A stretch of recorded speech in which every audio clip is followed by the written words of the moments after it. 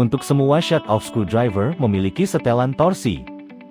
Saat operator memulai pengencangan skrup dengan menekan ke bawah, maka push rod akan naik ke atas menekan bola valve sehingga angin masuk ke dalam ruang motor sehingga screwdriver dapat bekerja.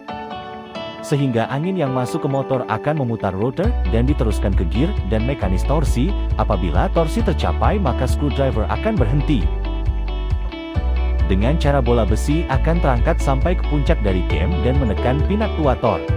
Di saat kondisi yang bebas, rilis pin akan turun ke bawah sepanjang permukaan concave. Sehingga otomatis push rod akan turun dan melepas bola besi valve ke bawah sehingga akan menghentikan aliran udara yang masuk.